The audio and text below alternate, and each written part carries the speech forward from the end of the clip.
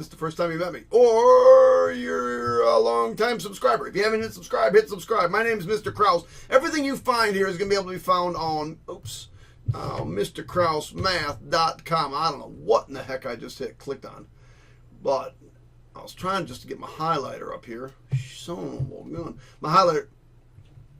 It's going to be a long video if that keeps happening. Anyway, all this stuff can be found on MrKrauseMath.com. My name is Mr. Key at least for the next hour. This is going to be part 1 of June 2019, problems 13 through 24. If you need to get to the rest, there should be there. If you hit subscribe, you'll always know when I upload new videos. Okay, kiddos? If you haven't tried these problems on your own, please do so. It's imperative that you try these problems on your own because I'm only here to help you. I'm not here to give you the answers.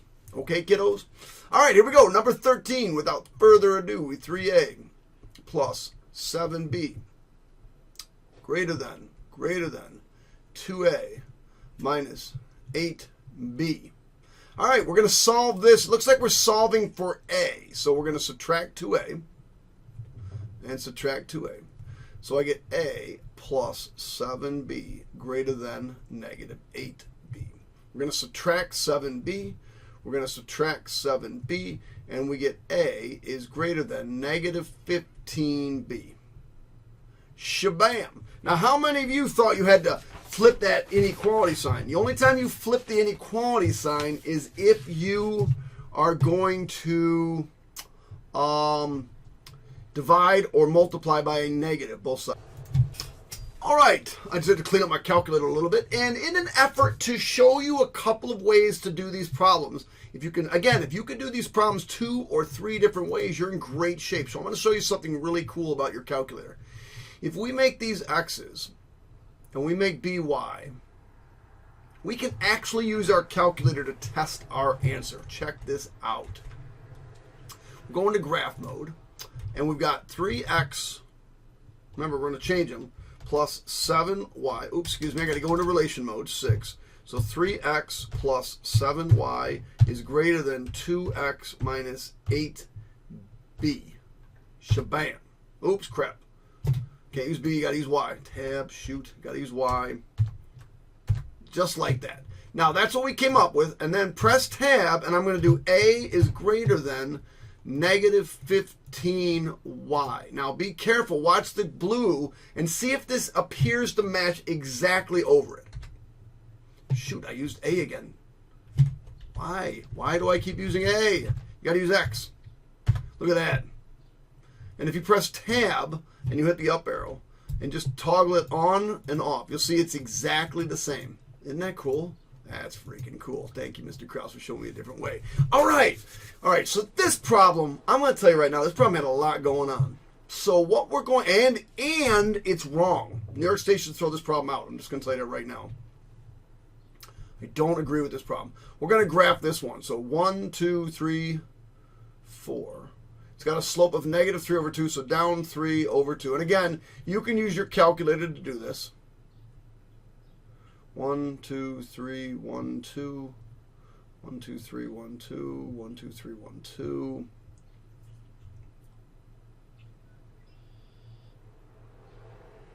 All right. And then if I draw this, boy, is it hard to draw here. Sorry about that. All right, and I'm going to pick a different color. Now I go grab this parabola. Again, put this in your calculator. Let's go see what it looks like. Get rid of U. Go into graphing mode. X plus 2. Shabam, shabam. X plus 6. Enter. And Control T. Let's just get into the table. So negative 7, 5.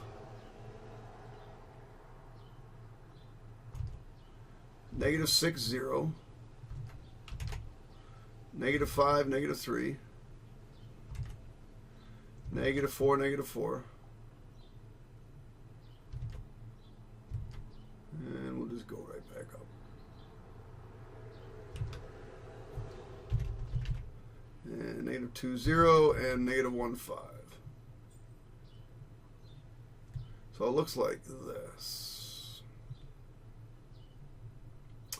Now, in this problem, if I remember correctly, it talks about, so B, let me label these things. This blue one is B. The red one is A. And this gray one on my paper is C. So it says B and C have the same zeros. Well, B and Z have one zero the same, but not the other. So, no. A and B have the same y-intercept. Here's A's y-intercept. And B's y-intercept is up here somewhere around 12. So that ain't it. B has a minimum and C has a maximum. So let's see. B has a minimum and C has a maximum. Now, that's the right answer. It says C has a maximum, and A has a minimum. Well, they should be using the word relative min, because this is a relative, well, this is actually an absolute maximum, an absolute min. And this does have a minimum, but it does not have a relative min. I don't like this question, but that's the answer, choice C.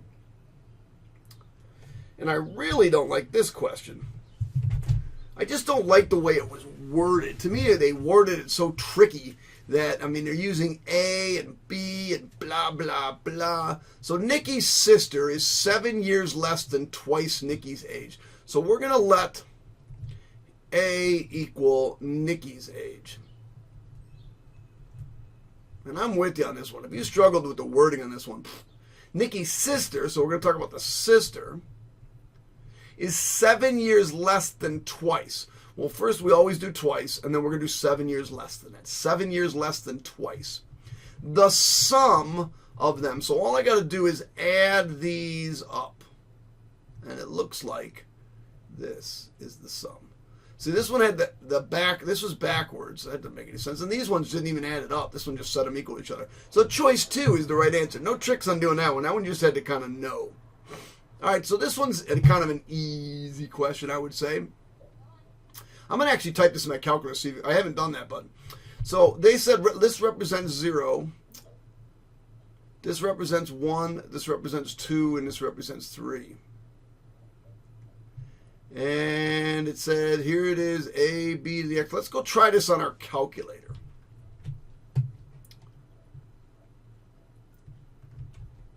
So let me go type this sucker in here. X and Y. And I got to plug in 0, 1, 2, 3. And 3810. 3943. 4081 and 4224.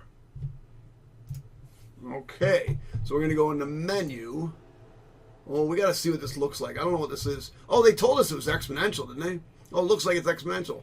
So see how it's an exponential growth model? So we can do that in MSU. Stats, stat calculations, exponential regression, X and Y. And there's our A value and there's our B value. Now, did I really need to do this? I really didn't, because this is my starting amount and there's my starting amount. And it's growing, so my base has to be, the base has to be bigger than 1. This would be decay. So there's my growing amount. So it's choice 1 and choice 4. There she is, kiddos. All right. Fully factored. I'm going to show you a couple different ways to do this one, but let's factor this sucker over here. So it's either going to be 2W and 2W or 4W and W. But since this is 11 and 4 times 3 is 12, I'm going to guess it's got to be 4W and W. And I also want to get close to 11, so 4 times 3 is 12. So I'm going to put the 3 here and the 1 here. Now these multiply to 12, and these multiply to 1. And if I subtract those, if I make this negative and this positive, they give me negative 11. So this has to be the negative, and this has to be the positive. So my answer is choice 3. Now that's one way to do it. If you've got this silly little calculator of ours, you can simply just graph these things. So let's go, the original was 4x squared minus 11x minus 3, shabam, and press tab, and 4x plus 1 and x minus 3. Watch, it's going to match right over it. Shabam, there it is. And there you go. I also could have taken any value like 2.653, stored it into W, type this in, and type this in, and it would also give me the same answer.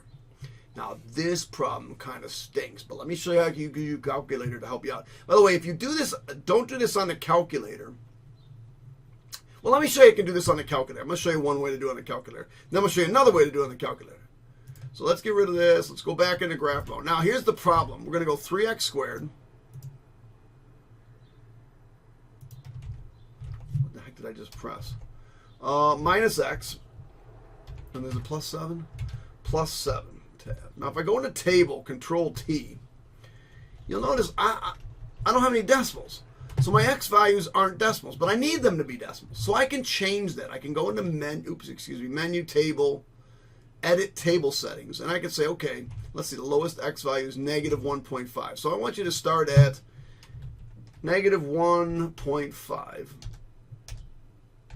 And I want you to go up, not by 1, but by 0.1. Now, this is kind of a pain in the neck, but watch this. Negative 1.5, negative 1.5 is, oh, shoot. Control T, tab. I kind of forgot the x. Did you all see that? That was kind of dumb.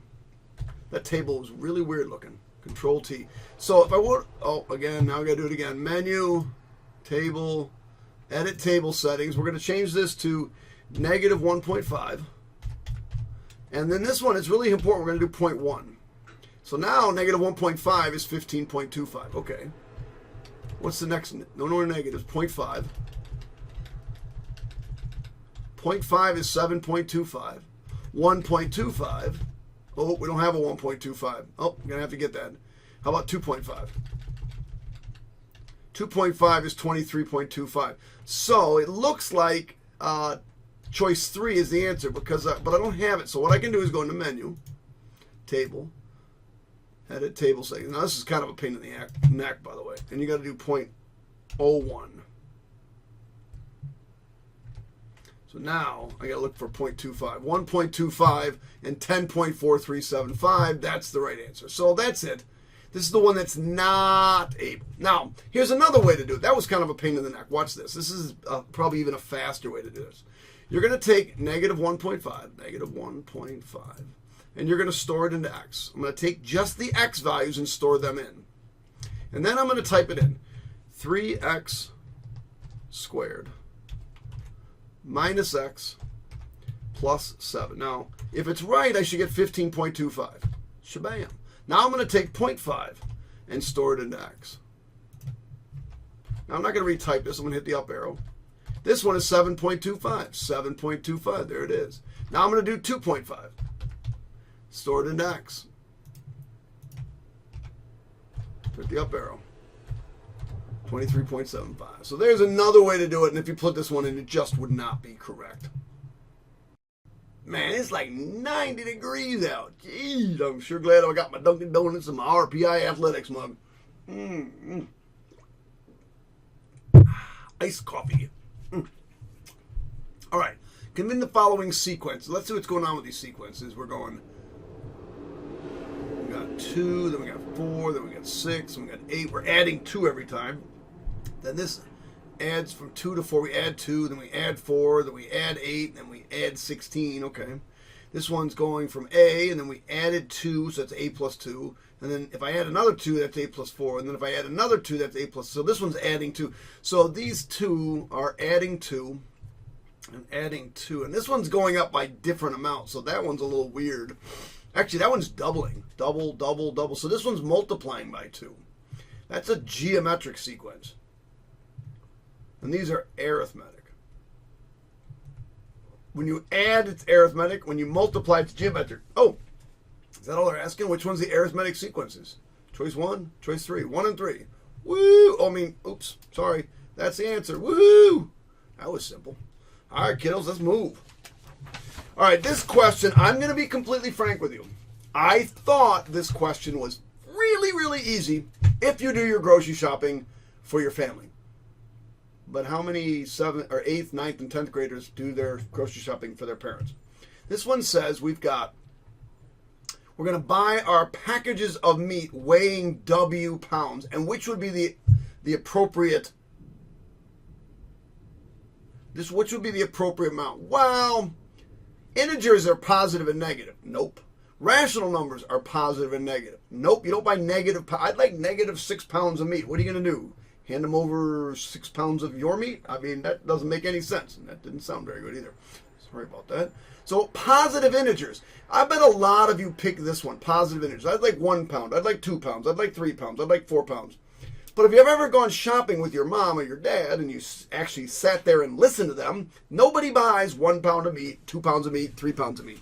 We buy a 1/4 pound, a 1/2 pound, 3/4 of a pound. And those are decimals. And if you want decimals, you have to have rational numbers. But they have to be positive rational numbers. Yeah, I know. All right. The roots of this are this way. So I'm going to show you 2 different ways to do this problem. The first way is just to try to factor it, but it's not factorable. So we're going to have to use the quadratic formula. So A equals, and I got that idea from here. See? A equals, B equals, C equals, and D equals. Now I call D the discriminant. B squared minus 4AC. Now A is 1, B is negative 5, and C is negative 4. So when I plug these in, negative 5 squared, that's 25, minus 4 times 1 times negative 4. Now if I type that in my calculator, I get 41. No surprise, there's 41. So now I'm going to get x equals, negative b is 5, plus or minus the square root of 41. Oh, the formula is x equals negative b over 2a. Oh, this whole thing's over 2a. Plus or minus the square root of b squared minus 4ac. Now that's the formula you got to use. That's where I got this from. That's right here. And that's on the formula sheet. There, you know this formula sheet? Seen it before? I'm not able to blow this up for some reason. There it is. That's the formula sheet we use. All right, so I don't know where the heck I was. Oh, I got to go back. Man. All right, so 41 all over 2 times A. A is 1, so just 2, so it's plus 5. There's the answer. So there's one way to do the problem. Now let me show you another way to do the problem. You always have to have multiple ways to do this problem. I'm going to go into calculator mode, and I'm going to go 1, control var x, press enter, and then I'm going to type in the problem. X squared minus 5x minus 4. Was that right? Press enter. It's not 0, so that didn't work. I should try negative 1. Negative 1, control var x, enter. 2, nope, not 0. So let's try the weird answers. Control division, 5 plus the square root of 41 all over 2. Store that into x. Press enter. Now never use the equals button when you're doing this. And you get 0. There's the answer. All right, 22. The following table shows the heights and inches of players on the opening night roster of the 2015-16 New York Knicks team. All right, I got to get these typed in because it's asking for the population standard deviation. Not sure why in your case they're asking population versus whatever, but let's just do it. X. So I've got 84, 80, 87, 75, 77, 79, 80, 74, 76, 80, 80, 82, 82. One of the most common mistakes is not entering these in right. So you should really triple check that. I know I just did. Menu, statistics, stat calculations. Now we are going to do one variable statistics. We called our list X. We click OK. Now this is the average. X bar represents the average. This is the sample standard deviation, and this is the population standard deviation. So the answer is 3.4947. Sigma X, which is what this stands for, is the population standard deviation. So 3.49. We'll go with 3.5. All right. A population of bacteria can be modeled by the function here. So remember, the 1,000 is our starting amount. And since this number is less than 1, it's really 1 minus the rate. And so since we got 0.98, that had to be 1 minus 0.02 to get that 0.98. So the question says, what is the rate of decay of this population? Well, they tried to trick you. This is the decimal, but the percent is 2%. So the answer is 2%. All right, finally. Bamboo plants can grow at 91 centimeters, so 91 centimeters in 1 day. If I come over to here, well, I shouldn't need to. I want to get rid of days, and I want this in what is the plant in inches per hour, okay? So first thing I'm going to do is convert this to inches.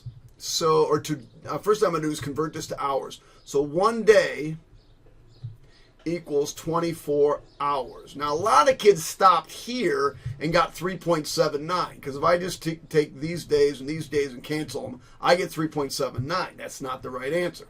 What we now have to do is multiply and figure out what 1 centimeter is. Let's go to the formula sheet and see what our conversion is for centimeters into inches.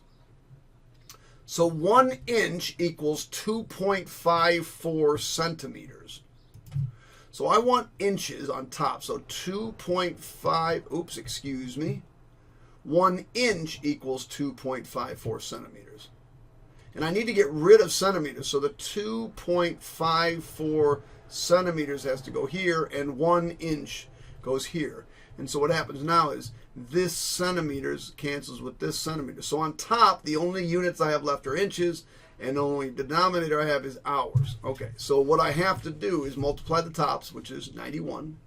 So 91 inches per, now I got to come over here and figure out what this is.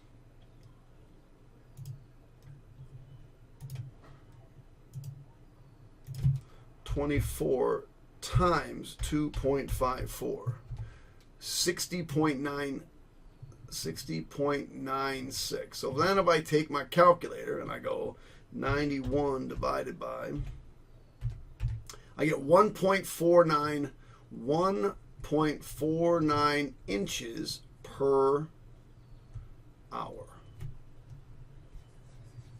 All right, hope you didn't fall for that one. That's the end of multiple choice. Hit the subscribe button, hit the like button. Don't forget to drink Dunkin' Donuts coffee in an RPI mug if you can. Find all this stuff at www.mrkrausemath.com. And keep working hard, kids. Keep plugging away. Good luck on the Regents.